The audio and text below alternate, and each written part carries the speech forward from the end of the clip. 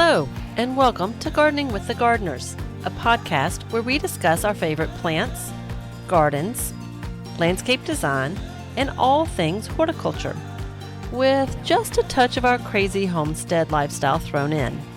I'm one of your hosts, Matthew Boone Gardner, a horticulturalist, landscape designer, and fourth-generation owner-operator of Boone Gardner Landscape.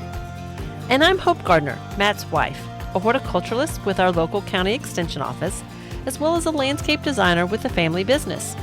And together, we make up Gardening with the Gardeners. All right, finally, we're back. We are. Episode... And we're back in many different ways. Back on the podcast, back in town. Back from family vacation. So this is it's episode 22. 22, yes. And we just got back from a big family vacation to Ireland. So when your 18 and 20-year-old kids say that this was an epic family vacation, I'm going to take that as a good sign. We've been talking about going there for years. You went back when you were in college. College, uh-huh. That's one of the few places I did not go on my European and Britain tour of gardens. But you always wanted to go back, and I've always wanted to go, and we wanted to take the kids to do something fun, so we went. We did. This was a big vacation for us. And so, yeah, of all the places that we could have gone, I'm so glad that we went to Ireland. It was lovely. So we thought we would do something different with this podcast, and it's probably going to end up being at least 2, if not 3, maybe more, I don't know, episodes. We saw such cool things and would like to share and to talk about them and discuss the gardens and the various sites and scenes and history of things. And we were gone for, I think it was a total of 12 days. 2 of those were actually, travel days. But we hit the ground running. And I think you had said when we turned the rent-a-car in that we traveled over 2,000 miles, I think. Something like that. I mean, it was a crazy amount of miles. We did not go through a tour company. We sat down and kind of talked with the family on what everybody wanted to see, and then spent a lot of hours planning like our stops, and we rented Airbnbs along the way.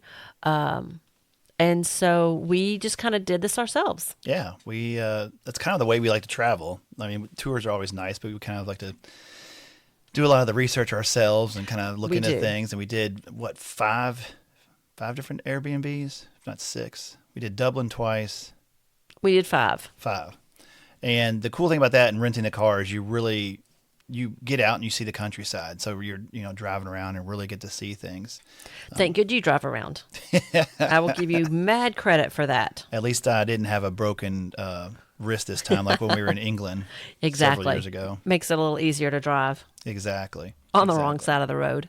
So yeah, when we were gone, we had wonderful a friend of yours, Griffin, take care of that outside of the house. Yeah, Griffin took care of the farm animals and watered all my dahlias. Thank you very much. Thank you, Griffin. She did a great job. Yeah, and then we had Madison, who stays in the house and takes care of the inside dogs, and she helps put, I think, the ducks and chickens away at night as well when it gets after dark. So they kind of tag team. I know it does take a lot to kind of manage our property when we're gone, and we're really, really fortunate that we've got some great young ladies that take care of that for us. So and Mikey and the landscape crews did a good job. We were gone, took care of things, and so things. Yeah, business still has to keep going. Exactly. So we're back, and it's been not too much of a rude awakening. The weather's been nice around here. It's a little warm. It's now August, and but not too bad. Pretty well, it's August weather. That's what we should have. Yeah.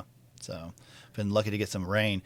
It was interesting because when we were in Ireland, they were actually under a drought, and so of course, everybody talks about the Emerald Isle and how green it is, but you were kind of shocked since the last time you were there because it was brown, pretty brown. Yeah, kind of looked like Kentucky in August, and now we're green. So well, and when we were there, everybody was saying they had not had rain, and of course, this is in that Dublin, Kilkenny, Galway, in that kind of lower half of the country.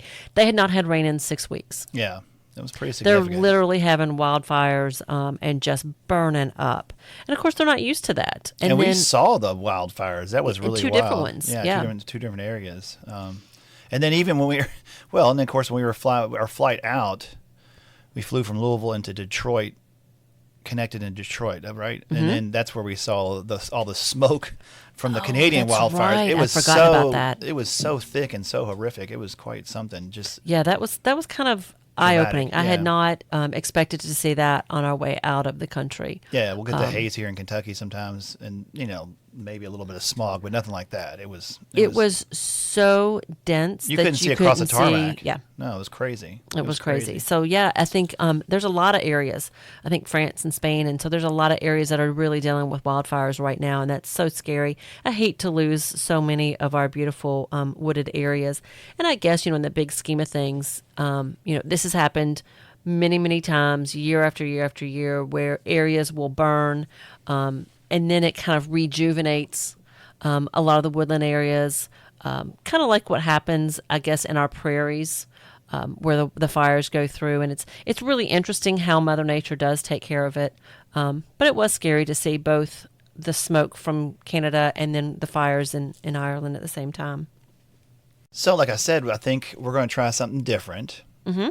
And almost do our bit at Rick Steves' tour, travel log type thing. Well, and because we did see so many gardens and we love gardens, we love architecture, we love art, we love history, Yep. we love nature, and so we thought, why not? It's kind of what our podcast is about. Anyways, we say gardening with the gardeners, but obviously we've talked about other things already. And so we're going to talk about some of the highlights of our trip, if that's okay. Of course and it is. kind of cover some areas. And, we flew into Dublin and hit it strong. and hit the ground running. And what's the most famous thing in Dublin, or at least one of them you have to do right away? Guinness. Yes, or at least I wanted to. That was one of the things that you said you really wanted to do. So we hit the House of Guinness right off the bat. The House of Guinness. And if many of y'all, if there's a new show on, well, fairly new now, but on Netflix called The House of Guinness, it's pretty good. It's like everything on Netflix. It takes a lot of embellishments. Yeah, it's a little loose. It's a little loose with with the history, but it's pretty well done. It's graphic like everything else on Netflix nowadays too. But and I think they did a really good job expressing the importance of that family to just the creation of Dublin and what they did for Ireland as a whole. That's huge. And that's kind of where we wanted to start our podcast. So you're exactly right. Few families have had that much influence on, greater influence on the city of Dublin than the Guinness family. For more than 250 years, their name has been, synonymous with brewing, philanthropy, architecture, and Irish history. The story began in 1759 when Arthur Guinness signed one of the most famous leases in business history. And we went on the tour at the Guinness Storehouse, and they have a copy of the lease. It's in the floor, wasn't it? Was that was in the floor, or what was in the? Yes. Yeah, the copy. As soon as you walk in, right in the middle. They're very proud of this, but it's a 9,000-year-old lease that he signed, and it was on the St. James Gate Brewery in Dublin. And the lease was costing just £45 per year, which I'm sure was a lot more back then, obviously, but still reasonable. But £45 per year gave Arthur control of what would become one of the world's most recognizable breweries. And while it initially produced like several styles of ale, it was obviously that awesome, rich, dark porter, later perfected into the Guinness Stout, which is what I like, the nice creamy pint, that transformed the company into what it is today and this massive international success. Yes. Throughout the late 18th and 19th centuries, Guinness expanded rapidly as advances in brewing, transportation, international trade allowed the stout to be exported around the world. And that was also cool kind of seeing that in that series too, when they talked about it, bringing it to the America. And exactly how they did that and how they kind of had to sneak it in at first. It was such a big, it's quite something. And by the 1800s, St. James Gate became one of the largest breweries on earth, employing thousands of Dubliners and helping fuel the city's economy. Obviously, because of this, the family, just like, the Anheuser-Busch family in America, even more so, this family accumulated just ridiculous amounts of wealth. It's mind-boggling. And they became renowned for their commitment to improving lives of Dubliners and people throughout Ireland. They really did an amazing kind of a benefit to the Dublin people, improving, sanitation and housing, and then, just giving back to them through their schools.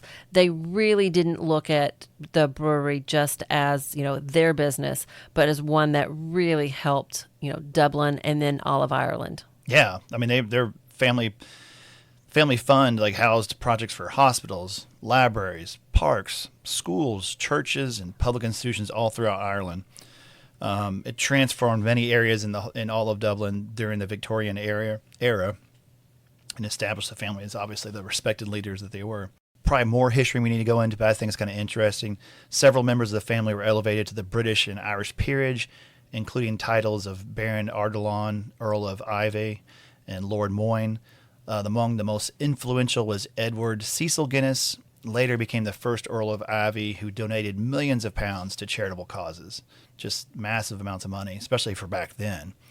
And his gifts included medical research, education, public health, and preservation of historic buildings and public spaces. So that's kind of cool. It's just amazing when you look at what one family did for that area. And you can still, obviously, you still see all that now with not just the Guinness Storehouse. And it is massive. When we didn't even see half of it. This is not even where most of their production is anymore.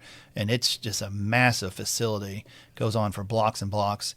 And then they helped restore and reopen one of the most beloved parks in all of Dublin, St. Stephen's Green. Even to this day, it's still beautiful. Well, and I think that park opened in the 1880s. 1880s. The generosity of that Lord Ardenlaw, I'm probably saying it wrong, but Arthur Edward Guinness. Mm-hmm. And then the Ivy Gardens. Magnificent, yes, Ivy Gardens. Often called Dublin's secret gardens, were also preserved through the family's patronage and remain one of their hidden treasures today. I think everybody that goes to Dublin really needs to go see that garden. And it's one that you don't really hear a lot about. No.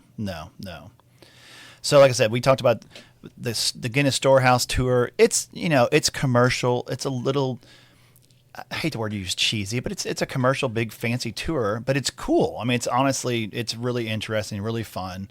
And we did that. And I will have to say, whoever did their PR for that, or the development of that, did a phenomenal job. They know how to market. Yes, they do. And brand their products and everything else. It's really quite something.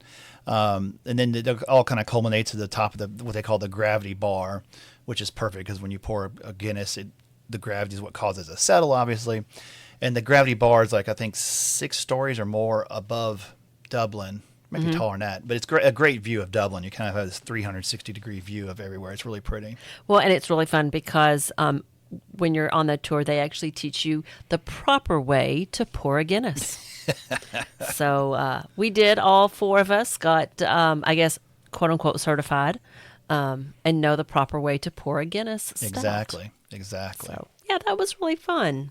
It was fun. So in wrapping up, and just kind of, because again, I think it's interesting, the whole tie-in of beer and agriculture, which is in horticulture. It's just interesting because, what makes that Guinness stout so different from any other dark beer, it all begins with the fields of Ireland. Mm-hmm. Obviously, they're cool climate, plentiful rainfall normally. Yes. I think our son looked it up, and it was over 250. I think it was 257 or 237 days a year rain in Ireland. That is amazing. Because we only get 100. We should have looked this up before the podcast. Yeah, it was the ratio 130. It was so dramatic. I was like, wow. But long summer days and rich soils makes it one of the best places to grow this malting barley. This high quality barley that is the foundation of Guinness and has been for centuries. Barley first goes through a process called malting, where it's soaked and allowed to sprout. And then it's dried. This develops the natural sugars needed for brewing and creates those subtle flavors of fresh bread, biscuits, and toasted grain. Well, this is a horticulture podcast. Of course you would say flowers. Yes. Gives Guinness its signature toast is the roasted barley. Unlike malted barley, roasted barley is heated to very high temperatures. It's kind of like, Starbucks roasting their coffee beans. And that's what gives Guinness its deep black color. But really, it's actually a deep red. It's so deep red that it looks black, but it's not really black. But it gives those familiar notes of coffee, dark chocolate, toasted bread. Makes it really nice and easy to drink. you did have part of yours. Or actually, you tried I can't remember what you had. I had a Guinness. Yeah. That's not your favorite, though, because it's kind of coffee and chocolatey. It does have that roasted flavor.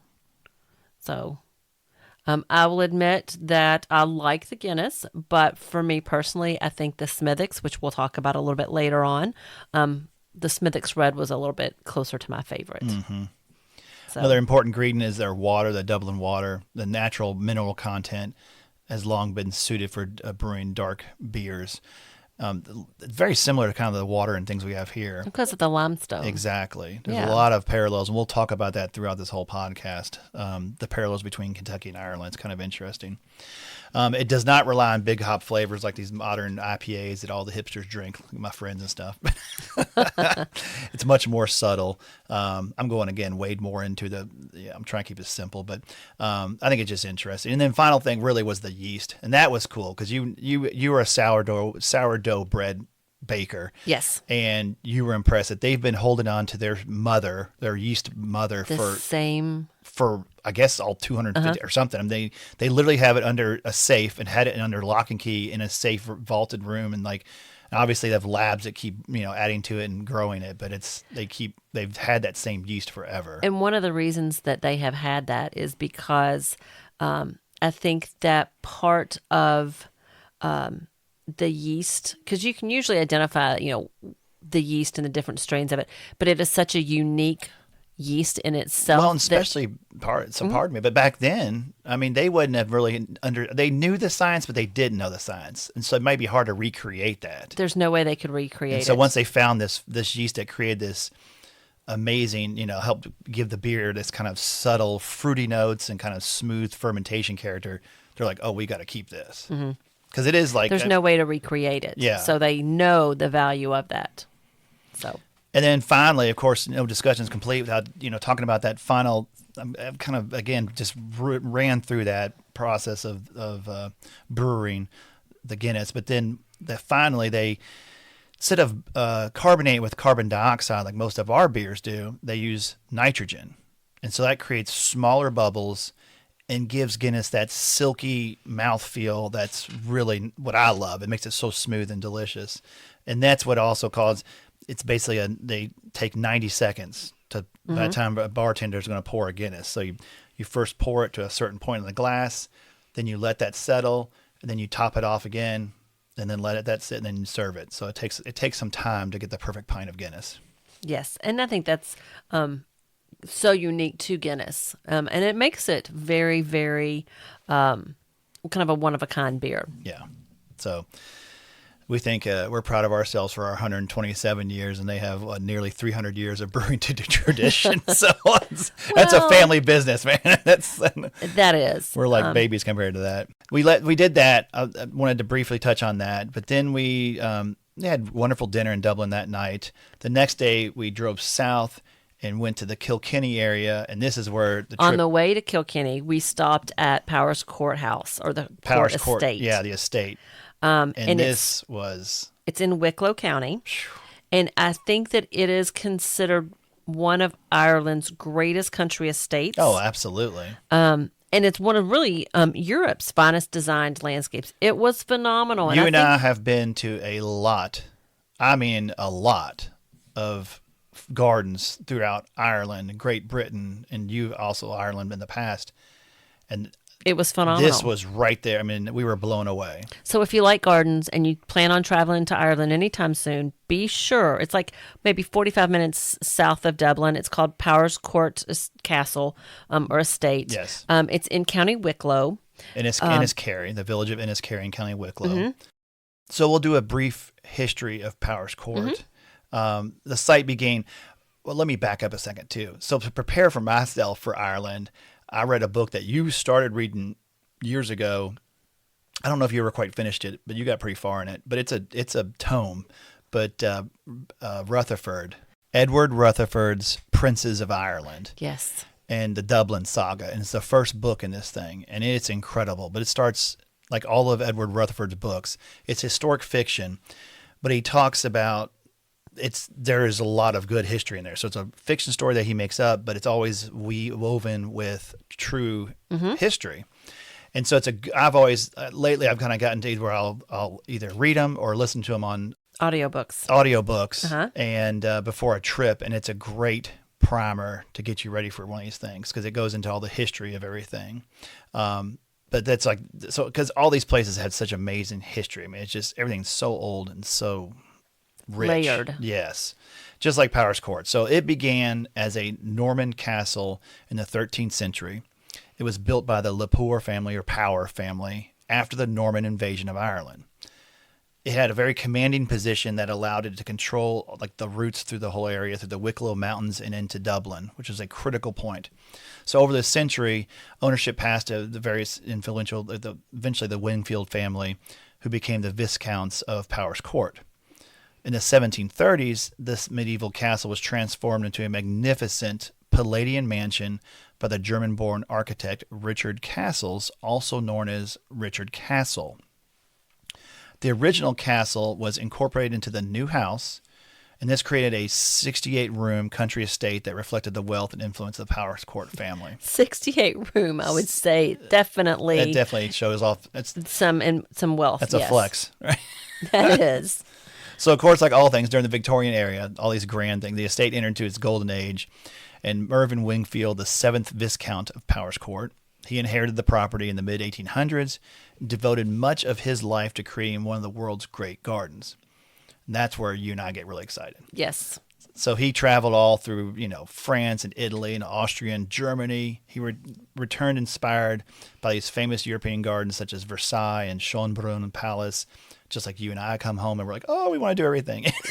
Well, it's so hard not to when you see, great examples of. Yeah. But of course, this guy has the money to actually do it. Okay. So I want to add, 3 more hydrangeas and No, he's moving earth and doing it. Yes. So unfortunately, a devastating fire destroyed much of the house in 1974, and it left kind of an empty shell for about 2 decades. So then they started to very painstakingly restore the home, and it did reopen in 1996.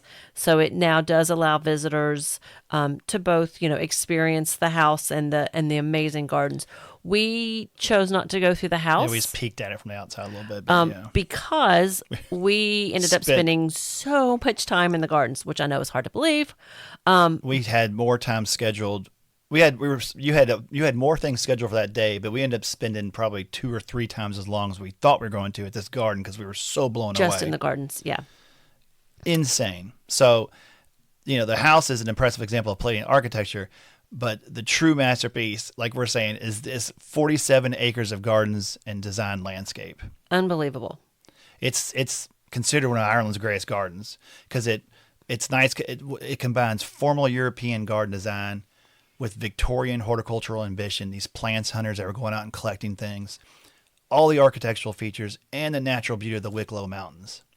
You and I were blown away by that. Like the borrowed views. Yes. So you just look out to these amazing just vistas. Well, and the Wicklow Mountains are out there, and there's this thing which is kind of funny because you've actually been to Brazil and Rio with Sugarloaf Mountain, but they have this cool, smaller, but although maybe not, it's probably about the pretty close same size, I guess. Great Sugarloaf Mountain, which is kind of the centerpiece of this the view backdrop, out. Yeah.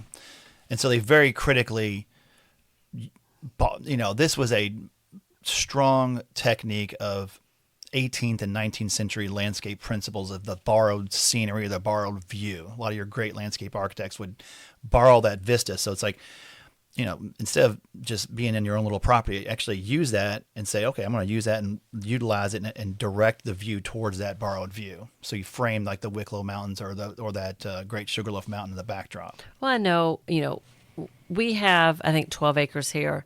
But we're very fortunate that there's a couple areas of our farm that we look over to the neighboring farm.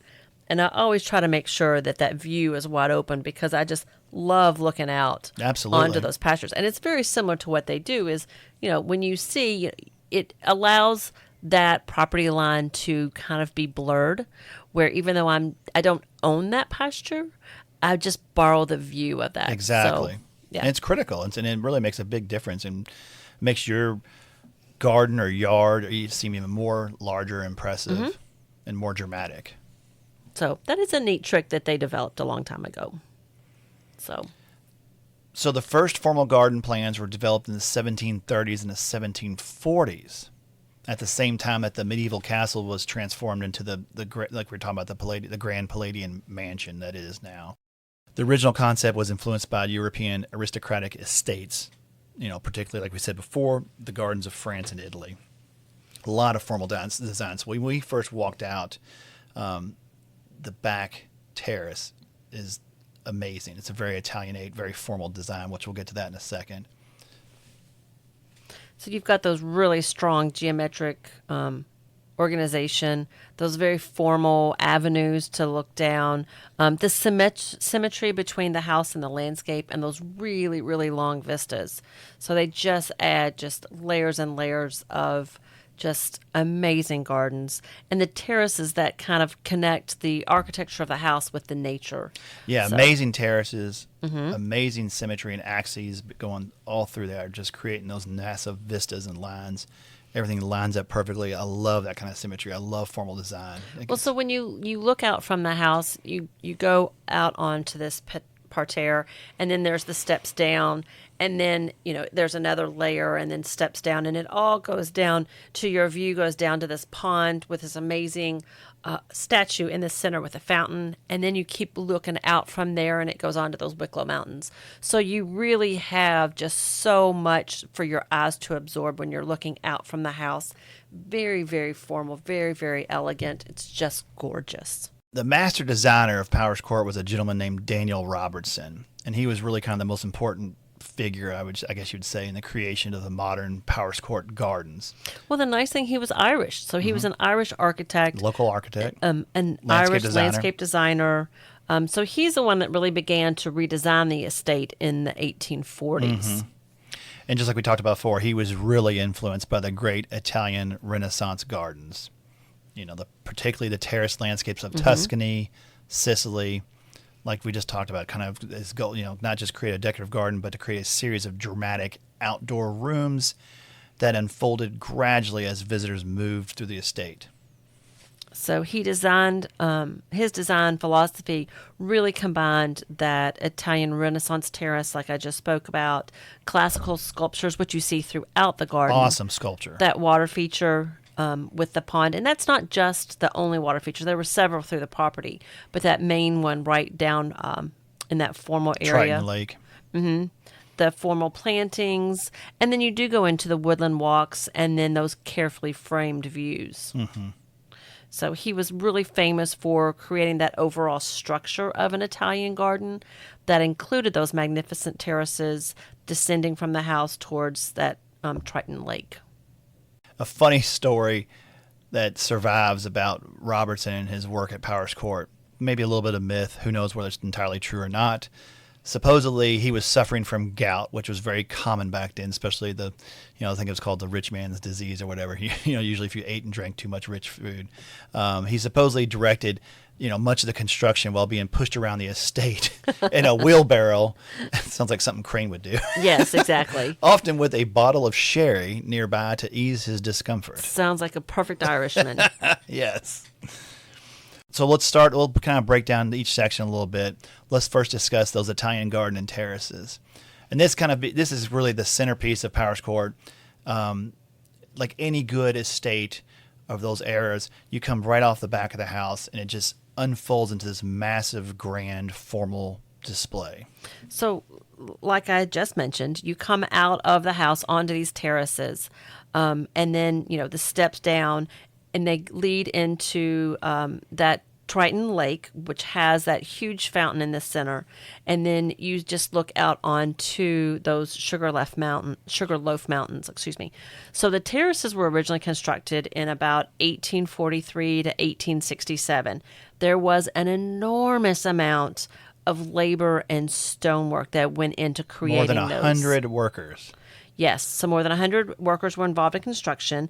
They created the retaining walls, the staircase, the balustrades, and then all of those terraces that transformed that really steep hillside into this monumental garden. And anytime I see these old gardens, it just blows my mind how they moved the soil before hydraulic machines. I mean, they didn't have 1843 excavators and things. Yeah, this is all done by hand and with horse, and yeah, it's well, that's why it else. took over 100 workers, because Yeah, you're doing that with shovels and horses, like you said, and wagons. So but we can't focus on that central axis so much. Again, I love my formal design, but the greatest achievement of this thing was that you line up the Powerscourt house to the terraces, to the fountains, to the Triton Lake, all the way down to the Sugar Mountain Loaf. It's just wonderful.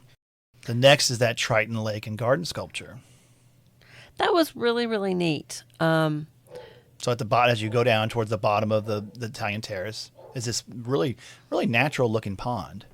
So Triton was actually the son of Poseidon in Greek mythology. Yes. So he's in the lake. In Roman, it'd be Neptune. So yeah, Yes. exactly.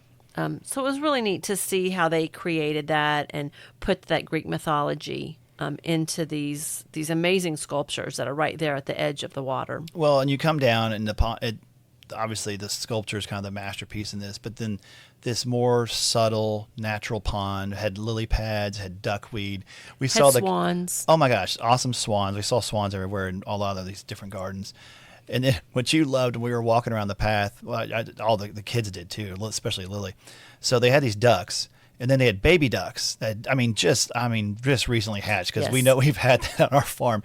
And the lily pads were so strong and sturdy. The little baby ducks were running across the lily pads almost like they were walking on water. Yeah, the parent ducks would be swimming, and then the babies would just be running on the lily pads across them. It was so funny. And what we loved was when we came down, kind of tucked in the hillside, almost like a ha-ha wall, but not really, because it's even bigger. But it was just hidden. And this is what all these great gardens do: is you have these hidden gems that you would never know is there as you're looking out to the vista of the lake. But tucked in back behind it, towards the hillside of the terrace, was this little grotto, and the water where the drainage came through, and it's a really neat little area where they had stones built up, and then all. The cool thing about Ireland is so fertile. I mean, anywhere we have this in Kentucky and obviously other landscapes, but plants really grow and take root in little crevices and walls, and just you have natural green walls where all these plants are growing. And the I grotto have was so cool. many pictures of little ferns I know. and plants growing in what would be a stone wall. Yeah, because they just and love they just it. pop out. And Exactly. it's really, really cool. So yeah, their use of sculpture, we talked about that, really reflects the Victorian fascination with classical Greece and Rome. I mean, statues, urns, and architectural fragments are everywhere, punctuating the landscape. Then we kind of came down. We first went, well, we'll come back to the walled gardens, because we first went to the Japanese garden on the left, and we were just, again, we love every garden, but we were wowed. I mean, this was so unique. So unique. The amazing thing about this garden is that, you see the maps and you know it's over there, but the way they had the planting, you did not really see it. It was very hidden. It was very well hidden. And then you start walking down these steep and small and narrow, pathways, rock, rock steps, and then it just opens up into this amazing Japanese garden. Yeah, it was really, really beautiful. And I keep saying really, but it's well, because it really was. But I mean, it was started, I think, being developed about 1908 by the 8th Viscount. Mm-hmm.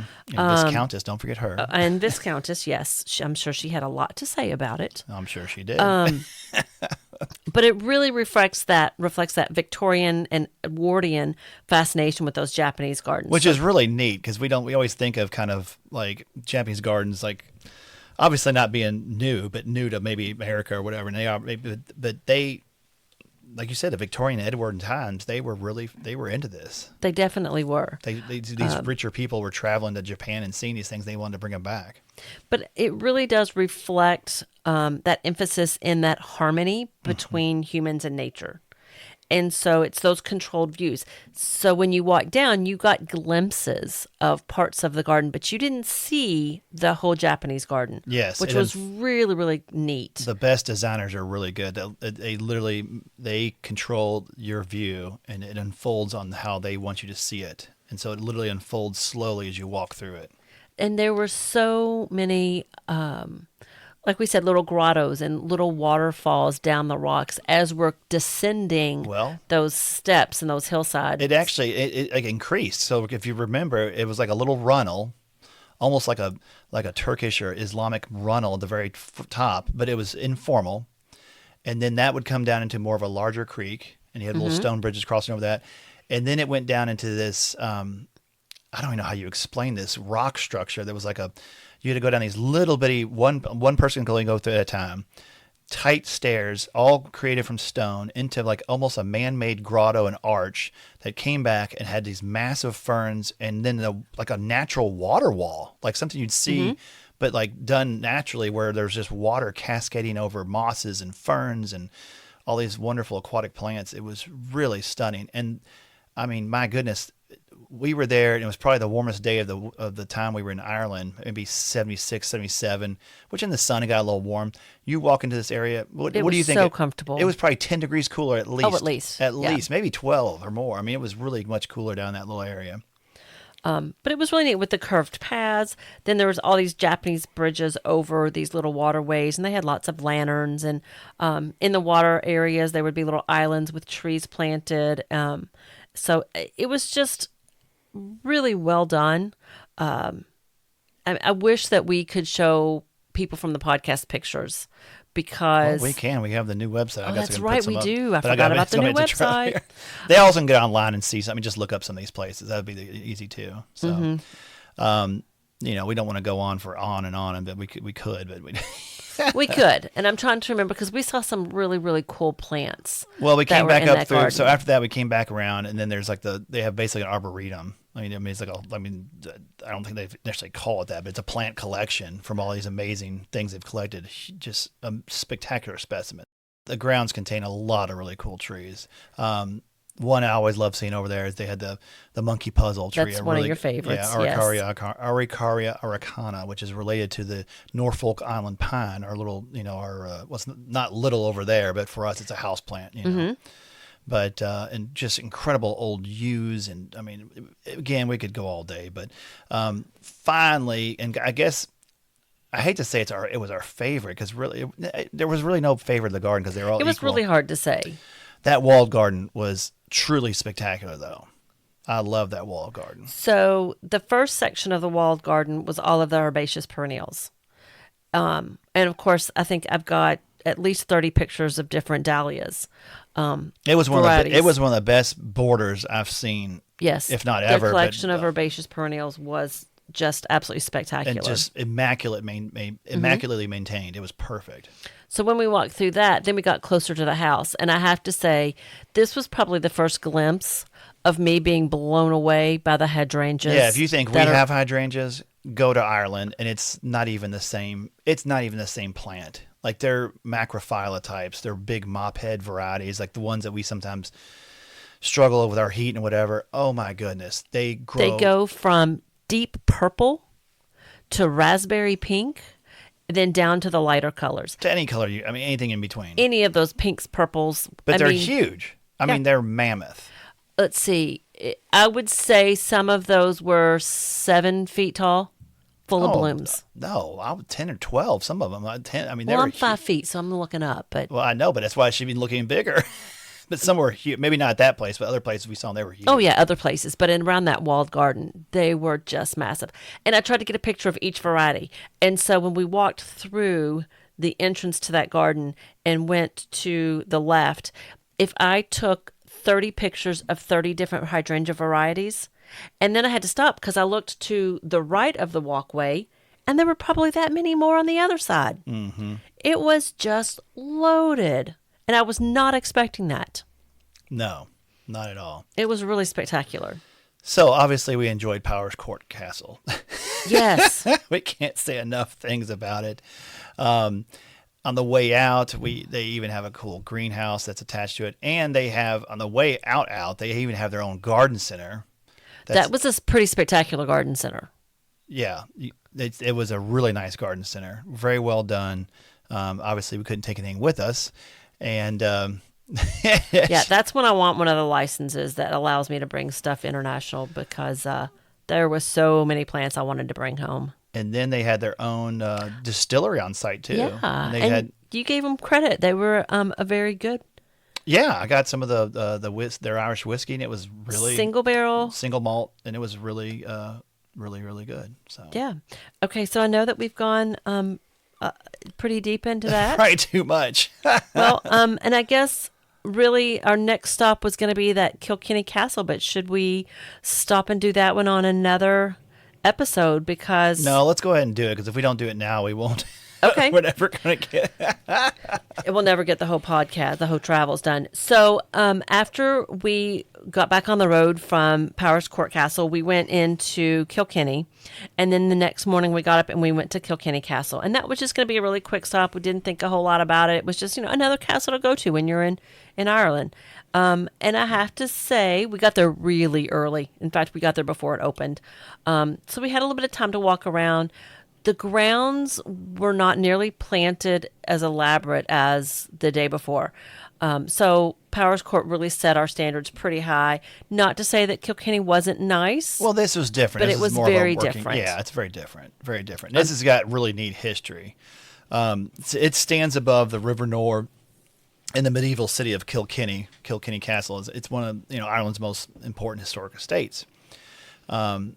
Its story is nearly 800 years old of Irish history. Only 800 only years. 800 years.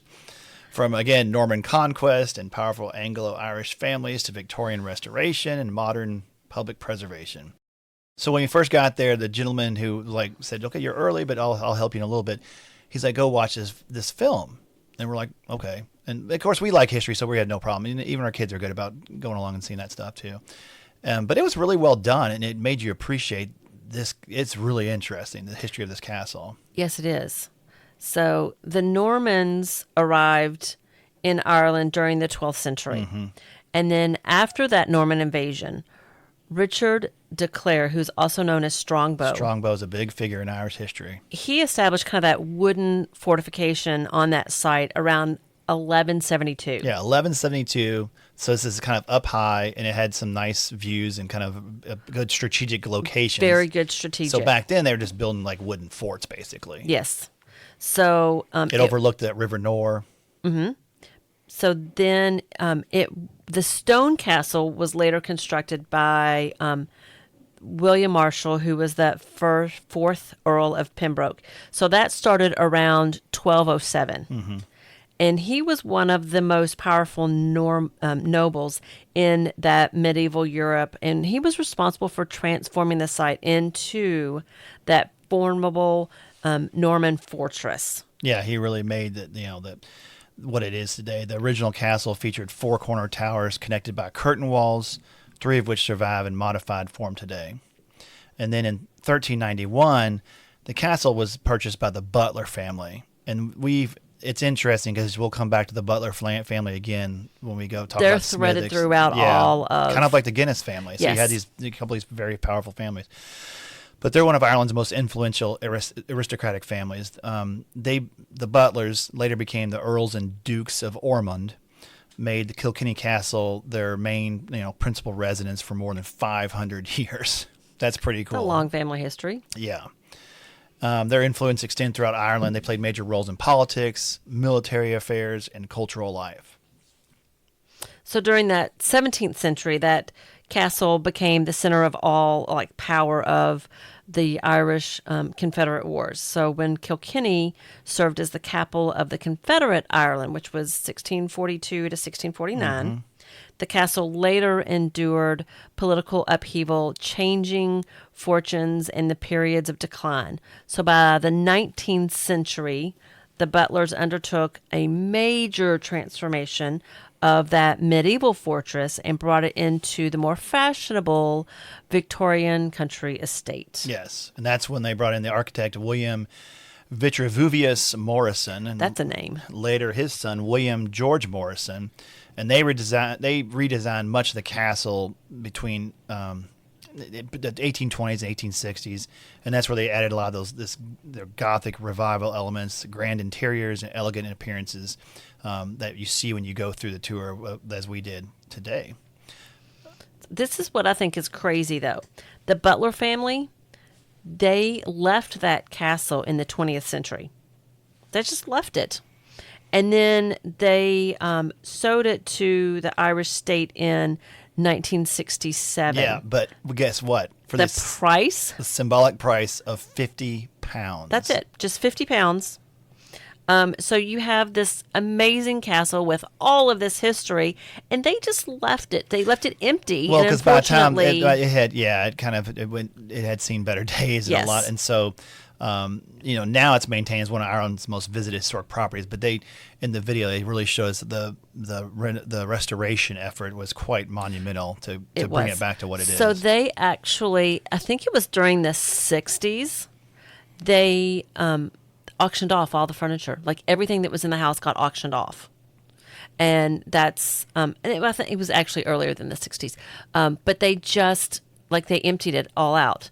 And so the restoration was able to occur, and then they brought a lot of pieces back. And most of the pieces would be donated, or family members felt that, an earlier family member had purchased it at the auction, but they really wanted it back in the castle where it belonged. So it's neat to see some Is that of what that. that guide told you? Yeah. Yeah, it was neat to see that some of the pieces, the original pieces, were back where they belonged in the house. It was quite something. We did go through that house, that castle, and it was really quite dramatic. It was. Now, the very front of that castle is actually the formal terraces and the rose garden, and that's what they're basically known for, is that formal terrace and the roses that they keep there in that front garden. Yeah, it's pretty. It really nice. is. It's a formal terrace garden. It features traditional roses and herbaceous plantings. It reflects that Victorian love of colorful bedding displays and carefully maintained ornamental spaces. Yes. And in the back of it, where you come in as a visitor, that's more of that kind of a parkland. Grand park, yeah. Yeah. Parkland. Very flat. I was kind of amazed at how long and flat the vista was back, but it's all just well-kept grassland. And the people there of Kilkenny get to go and enjoy it as a park. Yeah, they take lawn rolling, and I mean rolling, like rolling out of Flat to a whole new level. It is like perfect. We saw this several times in Ireland, some of these formal gardens. I mean, they're like putting greens, and this was a massive, Central Park style area, massive, and people are having picnics and enjoying themselves and playing and carrying on. But it is really cool. Lots of mature. Again, everywhere you look, the maturity of these trees just blows your mind. Well, I mean, the oaks and the horse chestnuts and the beech trees, they're huge. Mm-hmm. And you got the views of the River Nore. But it's a lovely place, great place to visit, and I definitely would recommend it for anybody.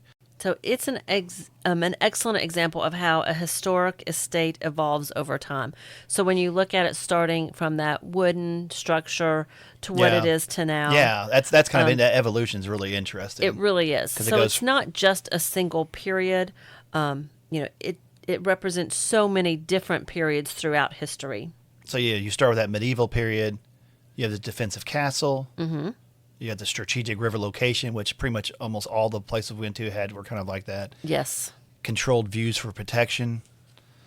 And then by the 18th century, that's when you started seeing the estate improvement, the family coming there spending money on it, creating those parklands, and then bringing that romantic landscape design of those parklands and that kind of feel into it. Well, then you move into that Victorian period, and that's when they started putting in those ornamental gardens, the formal terrace. They did have an exotic plant collection, and really worked on that Gothic revival architecture. Yeah, that one stairwell we saw was really neat. Oh my gosh, it was amazing. Oh, it was spectacular. And then, of course, the modern era is when they started doing the historic preservation. Now it's a public garden. It's open to everybody, which is great, and provides recreation and cultural landscape for everybody to see and enjoy. Mm-hmm. So one of the greatest lessons, I think, from the Kilkenny Castle is that relationship between the architecture, the history, the landscape. The gardens don't compete with the castle. It frames it with that sweeping lawn and those mature trees. And, of course, everywhere in Ireland has the stone walls. But then the river views More on that to come. I said more on that to come soon. Oh, gosh, We got a whole segment about that, too. Yes. But today the castle and its grounds stand as one of Ireland's finest examples of that living history and landscape, that place where that medieval fortification turns into that aristocratic estate design, and that Victorian horticulture with all that kind of modern garden comes together, and just one remarkable setting.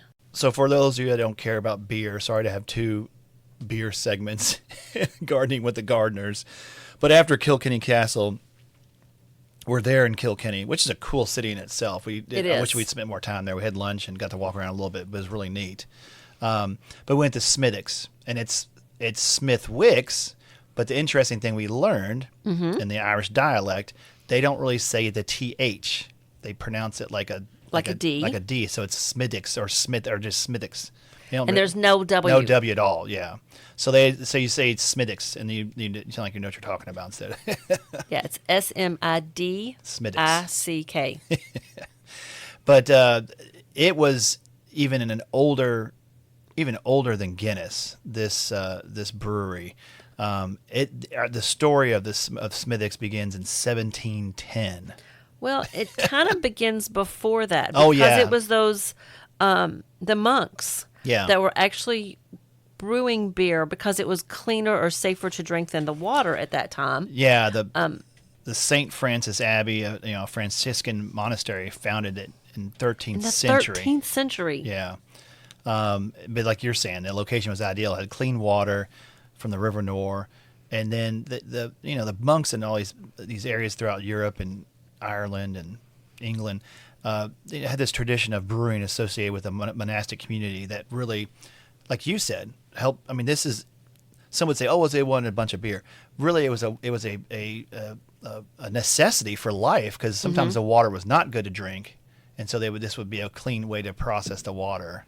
Well, sanitation wasn't at its height back in the 13th century, so you really never knew what was going to be in the water. Or what was going to be in upstream, floating down the water. So that's why they really had to be careful with drinking water, with diseases and just sanitation, I guess.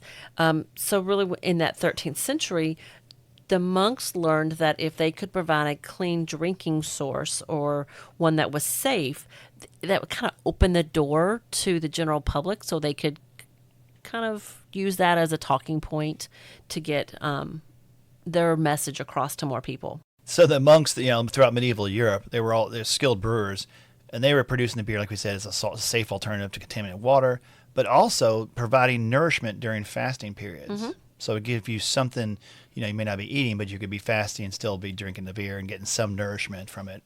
Like we talked about, that John Smithwick is really the guy that kind of took what the monks had already created on site and took it to the next level in 1710, I guess. And the Smithwick family developed the brewery into one of Ireland's most respected regional breweries. It's certainly your favorite beer. Well, I think, really, I like that lighter flavor. Yeah, and it's a red. It's real pretty for a nice red, a red ale for a redhead. But for more than 300 years, the generations of families have refined this recipe, and it's a nice, easy, drinkable beer. It's survived through all kinds of things, obviously, and kept going. So Ireland, like Kentucky, has got limestone. It's got good soil, good great water. Soil, yes. And so all these great breweries, distilleries, Irish whiskeys, just like us in Kentucky bourbon. I mean, it's really kind of the foundation. So there's all these great agricultural elements that you obviously can make these wonderful beverages. So there's a rich history there. Smithwick's continues it.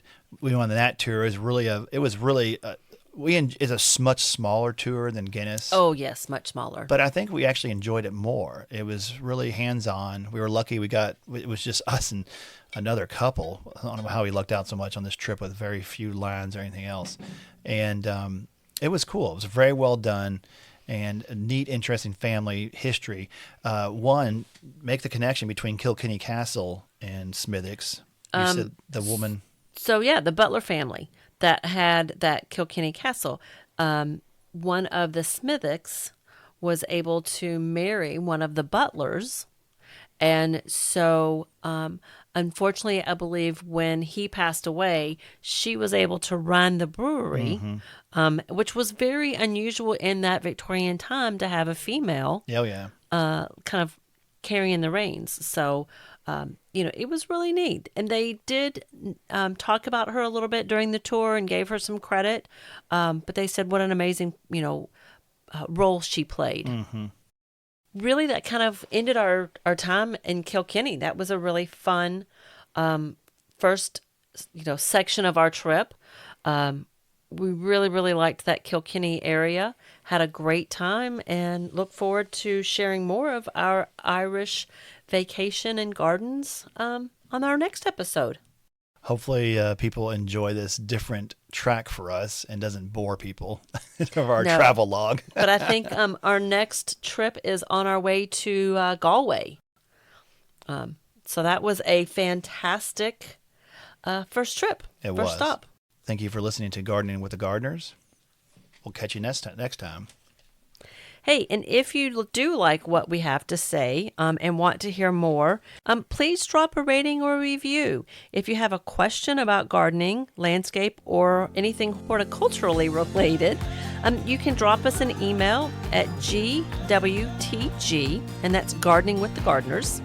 Thank you for listening to Gardening with the Gardeners. Please subscribe or follow to get new episode updates. And please help us get the word out of our new podcast by dropping a rating and review.